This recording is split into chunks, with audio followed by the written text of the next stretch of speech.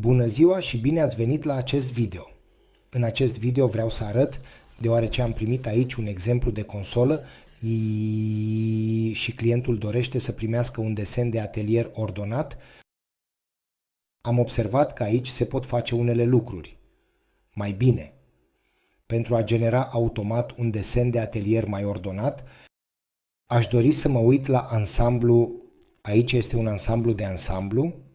Acest ansamblu nu are încă un tip de utilizare și are 3 foi de tablă în fundal. Se vede și aici că la ansamblu nu a fost definită alinierea. Aș dori să arăt aici ce iese atunci când creez un desen, în mod clar și detaliat. Trec aici la foaie și văd ce desen de atelier automat a ieșit aici. 2001. Acum vreau să copiez această consolă pentru a obține o a doua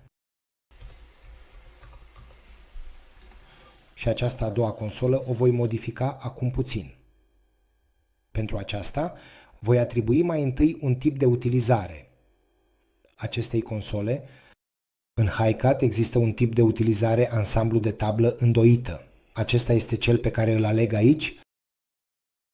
De asemenea, atribui ansamblului o vedere frontală care este utilă pentru desenul de atelier. Și, în ultimul pas, dau acestei construcții sau, mai bine zis, acestui ansamblu, unei părți, identificarea principală 2001. Aceasta o atribui tablei din spate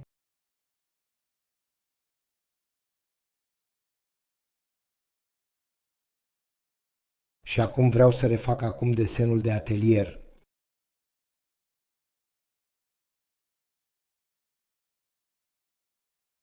Acum văd pe o foaie că aici am 2001, prima consolă pe care nu am modificat-o, și aici a doua consolă, unde am generat deja toate dimensiunile necesare pentru asamblarea consolei.